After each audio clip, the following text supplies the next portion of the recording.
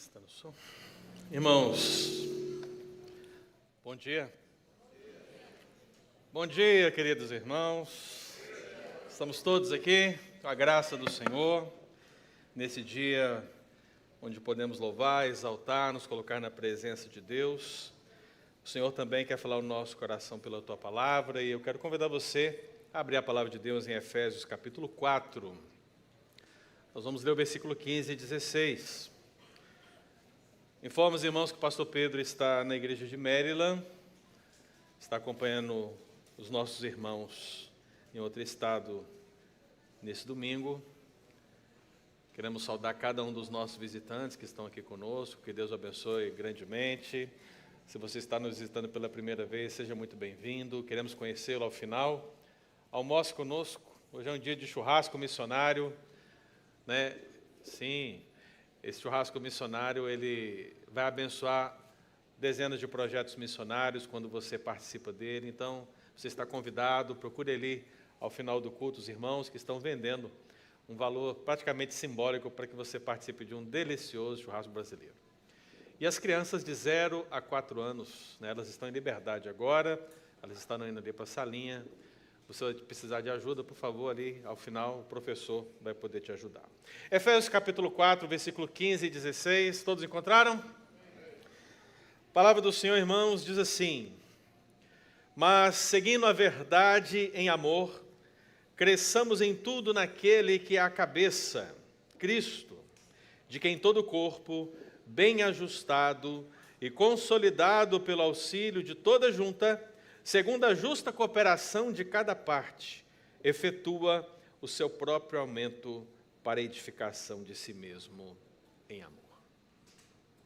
Eu queria que você lesse novamente comigo, meu irmão. Aquieta o seu coração. Quieta nesse momento. E olhe para o que o texto da palavra está dizendo. Seguindo a verdade em amor, cresçamos em tudo aquele que é a cabeça, Cristo, de quem todo o corpo, bem ajustado e consolidado pelo auxílio de toda junta, segundo a justa cooperação de cada parte, efetua o seu próprio aumento para a edificação de si mesmo em amor. Vamos orar mais uma vez. Feche seus olhos. Senhor Jesus, nós precisamos que o Senhor venha sobre nós, trazer-nos a aplicação da Tua poderosa palavra, para que possamos vivê-la, para que possamos experimentá-la, para que possamos honrá-la, para que possamos propagá-la onde quer que nós estejamos, como a dinâmica vital da igreja do Senhor. Por isso, meu Deus, toma as nossas vidas agora nas Tuas mãos, e que pelo Teu Santo Espírito o Senhor venha nos guiar ao entendimento e à prática do que a Tua palavra quer nos dizer nessa manhã, em nome de Jesus. Amém. O que você escreveria? O que você falaria para as pessoas que estão fora da prisão? Já parou para pensar? Talvez alguns pensem, eu certamente falei da minha frustração. Porque é frustrante, não é verdade? Eu sou uma pessoa de bem, eu estou aqui na cadeia, eu preciso falar, eu preciso dizer, as pessoas precisam saber. Talvez você fale da sua impotência. O Estado é tão grande, o governo, a força policial, você se sente pequeno, você se sente acuado. Talvez à medida que você vai escrevendo a sua carta, você comece a expressar sua tristeza. Vai descrevendo a tristeza, porque afinal o seu marido não está ali, a sua esposa não está ali, os seus filhos não estão ali, as pessoas com quem você convive não estão ali, ali não é o seu lar, ali não é a sua casa. A tristeza vai ganhando forma nas letras à medida que você vai escrevendo. E de repente você lembra o motivo pela qual você está preso, e a sua indignação agora vai enchendo o seu coração como que de uma ira. Porque o que está diante dos seus olhos, já que você foi preso injustamente, é a injustiça com letras garrafais. E você, meu querido irmão, quer falar dessa injustiça. Eu fui preso injustamente, eu sou um cidadão de bem, e você vai começar a escrever, talvez, essas situações.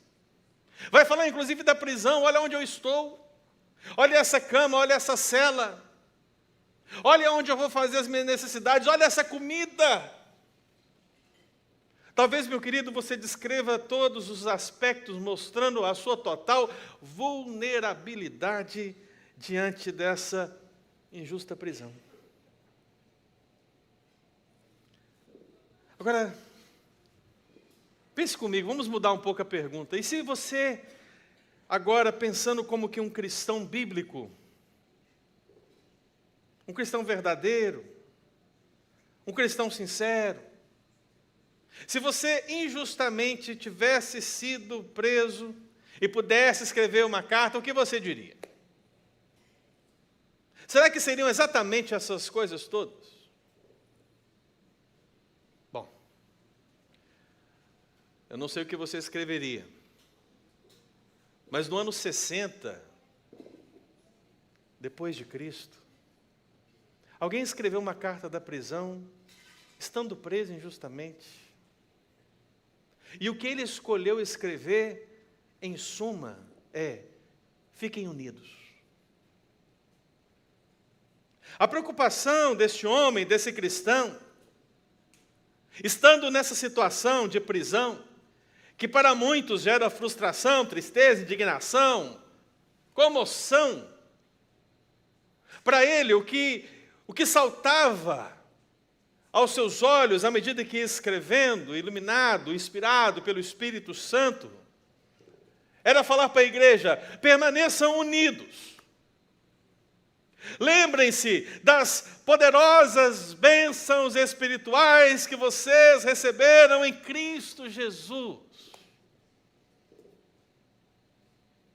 Parece-nos, meus irmãos, que nós temos aqui um homem que, independentemente da situação que ele esteja vivendo, ele está focado no reino de Deus acima de tudo, porque o reino está em qualquer circunstância, seja ela boa, seja ela ruim, seja você estando livre ou preso, o reino de Deus é a prioridade máxima na vida dele, do apóstolo Paulo. E ele, meu querido irmão, na pior situação possível, olha para uma igreja que está aparentemente livre, num contexto moderno da sua época. Afinal de contas, estamos falando de uma das cidades mais importantes da Ásia Menor, a cidade de Éfeso, culturalmente diversificada, repleta de deuses e construções magníficas, a Ártemis, Diana, cultos aos imperadores. Pode ter certeza que lá tinha TJ Maxx, Marshalls. Lá tinha tudo, meu querido, que você gosta de visitar, porque todo o comércio passava por lá.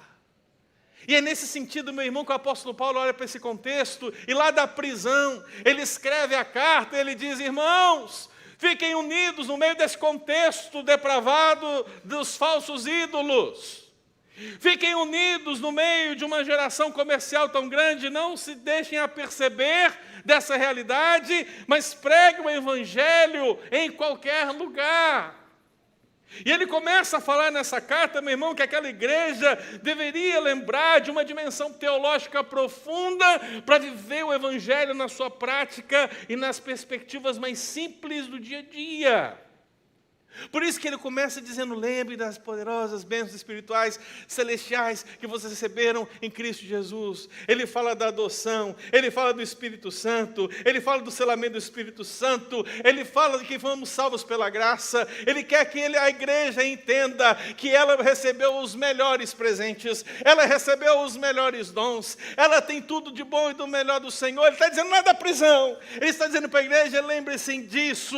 E agora que vocês estão lendo isso, Efésios 1, Efésios 2, ele chega no capítulo 3 e diz assim: por isso vocês não têm motivo mais para manter uma separação entre vocês, já não há mais uma barreira entre judeus e gentios, não há mais. Agora Cristo uniu essas duas realidades, ele fez um povo, uma família, uma igreja, um corpo pelo seu sangue.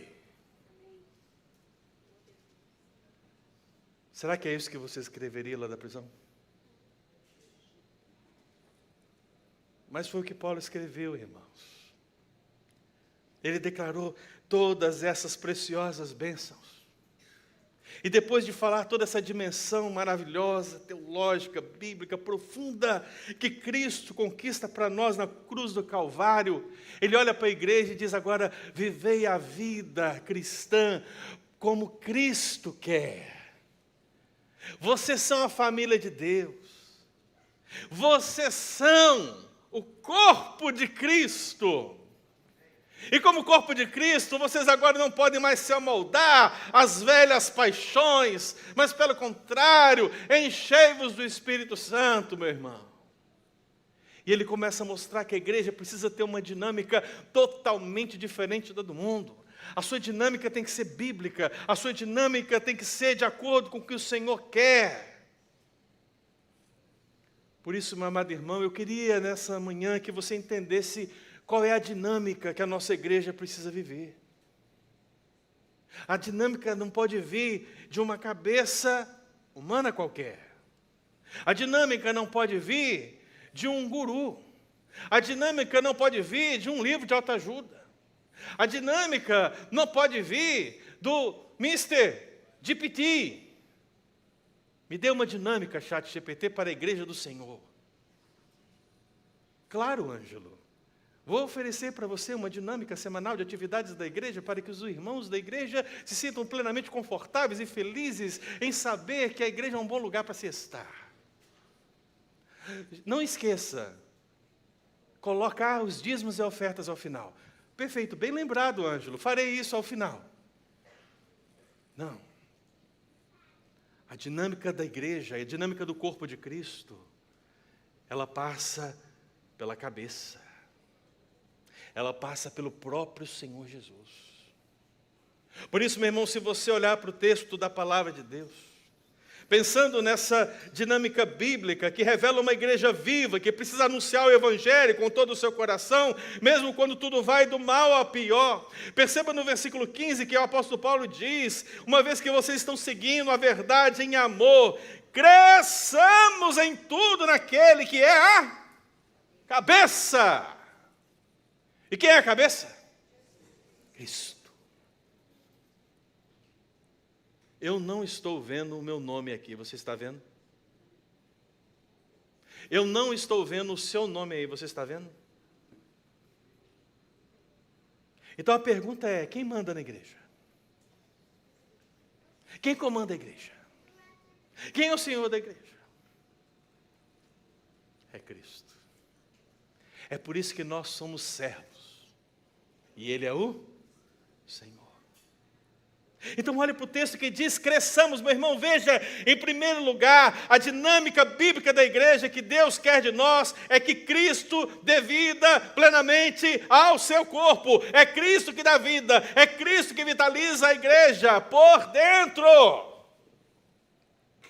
A igreja não será viva, meu irmão, por causa de um louvor. A igreja não será viva por causa de um pastor. A igreja não será viva por causa de uma estratégia. A igreja não será viva por causa de questões que nós possamos inventar, seja as quais forem. A igreja é viva porque Cristo é vivo. Ele não está lá no túmulo em Jerusalém, Ele ressuscitou. É por isso que quando você canta nessa igreja, que o Coliseu não parou a igreja do Senhor, meu irmão, porque ela é viva. Ela jamais morrerá. Por isso que o apóstolo Paulo está dizendo, cresçamos. Ele está falando, meu irmão, como que uma exortação inclusiva. Olha que interessante, né? Talvez você, servo do Senhor, se eu perguntasse, você precisa crescer em Cristo Jesus? Talvez você olhe para mim e fale, claro, pastor. E o Senhor precisa crescer em Cristo Jesus? Claro, meu irmão, eu também preciso crescer em Cristo Jesus. Nós podemos perguntar uns para os outros se nós vamos concordar se nós somos bíblicos. Agora, e Paulo? Imagine você chegando perto do apóstolo Paulo e dissesse, Paulo, você precisa crescer em Cristo Jesus? Conhecendo a história de Paulo, conhecendo os feitos de Paulo, conhecendo a intimidade de Paulo. Você vai fazer porque você quer ser bíblico, mas você sabe que é mais difícil, né? Mas Paulo não se vê assim. Por isso ele não diz assim, crescei. O que ele diz? Cresçamos. Sou eu e você, somos nós. São líderes liderados, são pastores e presbíteros, diáconos, toda a igreja, é todo mundo crescendo, meu irmão. Cresçamos uma vida, na vida que Cristo dá na sua igreja, essa vida tem que se desenvolver. A gente não pode se acomodar em algum estágio de desenvolvimento, irmãos. Uma vez eu conversei com uma irmã, que foi ovelha minha, estava falando de oração, e falei que, por mais que nós oremos, nós devemos continuar orando.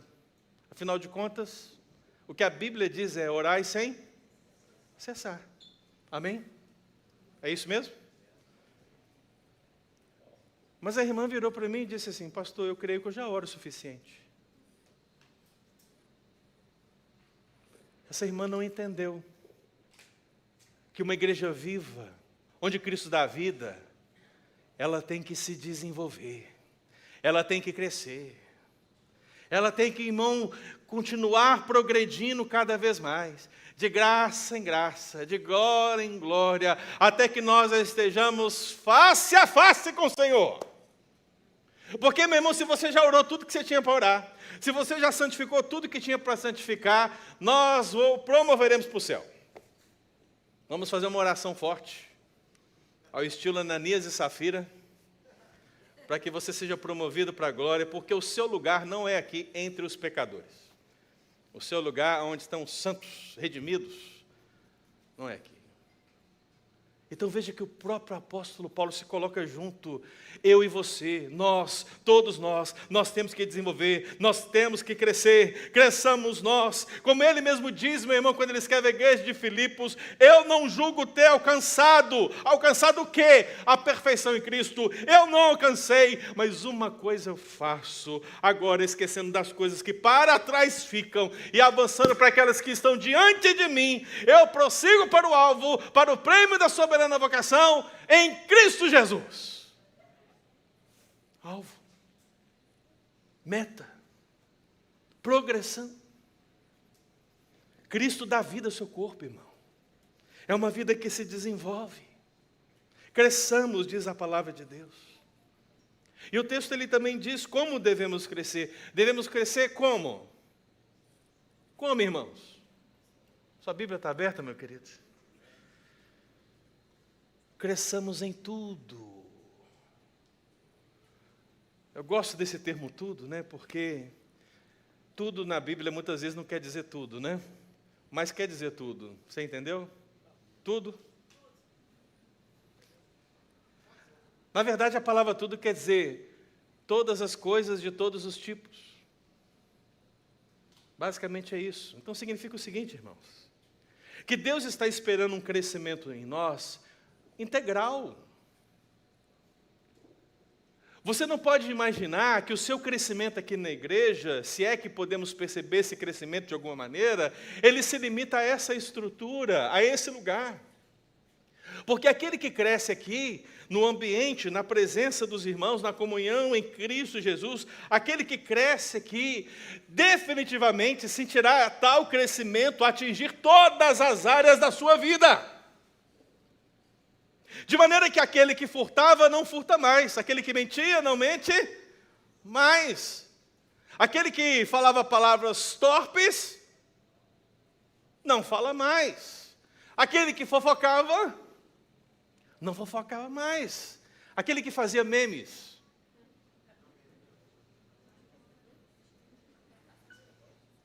vamos voltar aqui.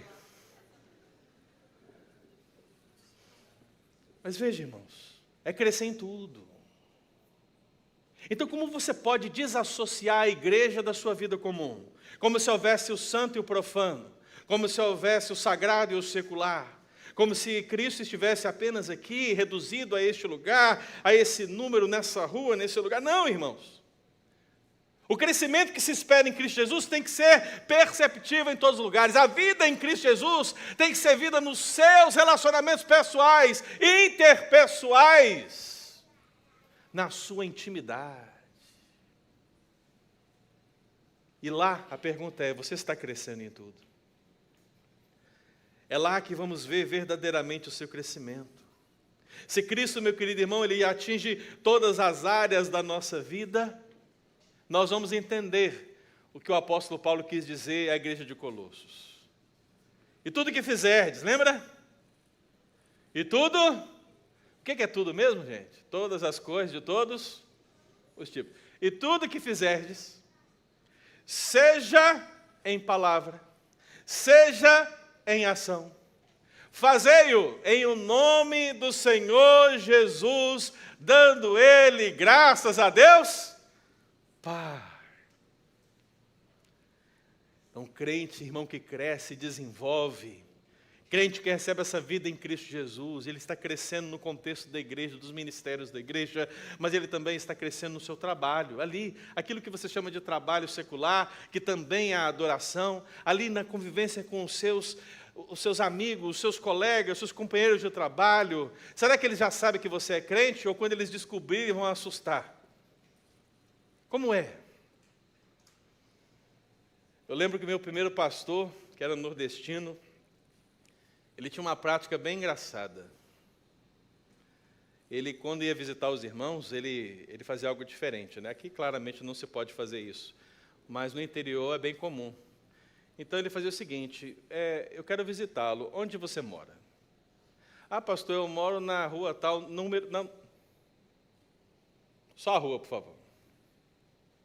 Ah, na Rua das Flores. Acho que é o Kisner que mora lá na Rua das Flores. Aí chega lá na Rua das Flores, eu não ia esquecer você, Kisner, não ia esquecer você. Aí chega lá na Rua das Flores, ele começa a conversar com as pessoas que moram ali, que estão na rua. Sabe como é que é interior, né? As pessoas ficam aonde? Fica na rua ali, né? Aí chegava assim, ele fala, mora algum crente por aqui? Mora algum crente por aqui? E às vezes ele ficava surpreendido, né? Porque às vezes a pessoa, sim, mora um ali, ó. Ele é crente, mora ali. Aí é bênção. Quando mostra a casa do Kisner, né? E fala que ele é crente, aí o pastor, olha, que bênção, hein? Kisner está dando testemunho nessa rua aqui. Mas às vezes acontecia algo terrível, irmãos. Às vezes as pessoas chegavam e falavam assim, olha, ali mora um que diz que é. Diz que é. Será que nós estamos falhando em mostrar a luz de Cristo nos nossos relacionamentos fora da igreja, irmão? Tudo que fizerdes. Então, se você está assistindo um jogo de futebol, se você está trabalhando para pagar suas contas, se você, meu irmão, está no convívio com seus amigos ali, num videogamezinho, na faculdade, lá no high school, com aquele professor esquerdista, onde quer que você esteja, você tem a oportunidade de mostrar o seu crescimento em Cristo Jesus. E se você não começar a perceber que o culto a Deus também está lá, você falhou no Evangelho. Então veja, uma vida integral, cresçamos em tudo. E diz mais, eu vou crescer em tudo e como? Fundado em quem? Baseado em quem? A partir de quem? Quem vai me direcionar? Quem vai me capacitar? Quem vai me fortalecer? Quem vai guiar? Quem vai me ensinar? Diz o apóstolo Paulo, cresçamos em tudo naquele que é a cabeça, Cristo Jesus. Meu irmão, Jesus, ele é a fonte vital da igreja. Se Jesus não estiver na igreja, essa igreja está doente. Se for uma igreja que está doente, é muito doente, está na UTI. Porque Cristo é que dá a vida para ela. Essa é a dinâmica da vida, nós somos o corpo. E todo o movimento do corpo, toda a sustentabilidade do corpo, tudo que o corpo precisa em termos de nutriente, parte da cabeça. Se você ignora a cabeça, remove a cabeça. Se você, meu querido irmão, não considera a cabeça acima de tudo, não há vida no corpo. Você é um zumbi.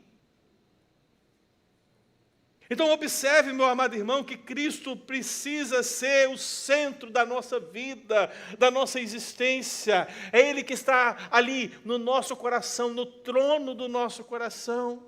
Não é a nossa mulher, não é nosso filho, não são os nossos filhos, não. Não é a igreja, é a instituição, não. Não é um país, não é uma família, não é uma tradição. Nada disso deve ocupar o trono do nosso coração, meu irmão, porque esse trono só é digno para uma pessoa: Cristo Jesus. Ele é a cabeça. E como cabeça, meu querido irmão, Ele vitaliza. Eu sei que o cabeça, que a Bíblia diz, o cabeça, trabalha o conceito de comando, de liderança, daquele que vai à frente. Cristo é o cabeça. Assim como o homem é o cabeça da mulher. Agora, Cristo também é a cabeça. E como a cabeça na figura do corpo, Ele é aquele que vitaliza. Ele é aquele que oxigena. Ele é aquele que leva o sangue para todas as partes do corpo. É Ele, justamente Ele, meu irmão, que vai fazer a igreja viva. Por isso, meu amado, eu queria que você se perguntasse nessa manhã. Veja até onde nós chegamos. Em poucos anos, olha onde nós estamos. A nossa mente é muito fraca, a gente se esquece. Mas os pastores costumam observar isso muito bem. O quanto grande parte de você se desenvolveu ao longo desses anos. Como vocês cresceram. Cresceram no ambiente bíblico, cresceram no ambiente de discussões, cresceram como liderança, cresceram com as visões missionárias da igreja, nos departamentos da igreja. Olha, nós estamos crescendo em vários aspectos. É perceptível o desenvolvimento de muitos de nós que aqui estamos. Agora a pergunta é, você acha que acabou? Você acha que está bom? Agora é só manter? O que você acha? Eu me lembro que eu fui pastor em uma igreja. Em todo final de ano na igreja presbiteriana a gente passa uns relatórios. Vocês vão ver isso esse ano.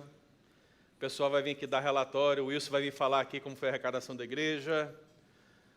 Os departamentos vão apresentar seus relatórios também, falar o que eles fizeram, para que a igreja tome conhecimento, saiba o que todo mundo fez, para que no final a gente rogue as mais ricas bênçãos do Senhor sobre todo mundo e veja o desenvolvimento da igreja, veja onde nós precisamos melhorar, onde nós precisamos avançar mais. Isso é normal. Então, eu lembro que nós estávamos numa reunião dessa e um presbítero, então, fez uma avaliação desses relatórios. A avaliação que eu tinha como pastor era a seguinte: olha, andamos, mas precisamos ir além. Nós precisamos sair das quatro paredes. Nós precisamos evangelizar mais, nós precisamos investir na obra missionária. Comecei a apontar as situações que a igreja estava carente. E esse presbítero simplesmente falou assim: não, pastor, não concordo com o senhor, acho que está tudo muito bem. Veja, olha aqui, ó. O rol de membros era 200, ficou 200. A arrecadação era 100 mil, ficou 100 mil. Né? Tá bom, ficou na média. Ótimo, amém. Tá bom, se manteve, está excelente. Uma pessoa que não entendeu que na dinâmica da igreja cresçamos em tudo naquele que é a cabeça. A igreja está cumprindo o seu papel, então eu quero que você avalie, irmãos. Porque é um fato que crescemos em vários pontos, mas nós precisamos melhorar em muitos outros. Nós precisamos avançar em muitos outros ainda, então nós não podemos estagnar. Nós precisamos olhar para a palavra do Senhor e perceber que a verdadeira vida da igreja vai vir apenas por Cristo Jesus. É Ele que nós temos que buscar, é Ele que nós temos que clamar, é Ele que nós devemos nos submeter, porque se nós fizermos isso, irmão, a nossa igreja será uma igreja viva. E é tudo que se espera, uma igreja viva, com relacionamentos vivos, com uma intimidade viva, com o evangelho vivo, com a missão viva. Porque não há nada mais triste do que uma igreja doente, irmãos. Então, para encerrar esse momento, eu queria lembrar o puritano John Owen. John Owen, meu querido, pensando nesse contexto de Cristo como cabeça, a igreja como corpo, ele disse certa vez que esta cabeça, que é viva, Cristo Jesus, não admite membros mortos. Não. Será que você está morto aqui nessa manhã? Será que você chegou aqui totalmente morto? Se levantou porque pediram para levantar? Ficou olhando a letra, passando aqui no telão, e apesar de todos os pixels que estão aqui atrás de mim, você não teve nenhuma resposta ao que estava sendo cantado? Então você se sentou, e começaram a dar avisos, e você ficou, por que está dando aviso? Gente, vamos acabar esse negócio rápido, vamos para casa. Aí o pastor subiu e dizia, vamos abrir a Bíblia. Não acabou ainda não, vai começar ainda. Eu estou com fome, eu preciso comer um churrasco ali. Será que você entrou assim, morto desse jeito? Com a vida totalmente desprovida de alegria no Senhor Jesus? Porque uma coisa é certa, irmão. Você pode até se sentar no banco dessa igreja, mas você não é o corpo de Cristo. Porque no corpo de Cristo só tem membros vivos. Vivos. Não pode ser admitido qualquer membro morto. Porque se estiver morto, faz mal para o resto do corpo, irmão. Então como é que está a sua vida, irmão? Até quando você vai ficar cocheando entre dois pensamentos? Até quando você vai ficar pensando qual é o momento que você vai se integrar a uma comunidade de fé e decidir aprender e seguir o Evangelho do Senhor em verdade, com vida? Até quando? Você acha que frequentar uma igreja, meu irmão, é o requisito de Deus para você ser igreja? Não. Cristo quer o seu envolvimento. Cristo quer a sua dedicação. Cristo quer a sua vida. Porque Ele quer te dar vida. Ele quer que você seja o corpo que Ele, como cabeça, dirige para uma vontade boa, agradável e perfeita. Amém, irmãos? Eu tinha muito mais a dizer, mas como o nosso tempo não permite, eu quero convidar você a abrir a palavra do Senhor em 1 Coríntios capítulo 10, para que nós possamos participar da mesa do Senhor nessa manhã. 1 Coríntios 10. Quero convidar aqui os presbíteros da igreja, para que estejam aqui, por favor.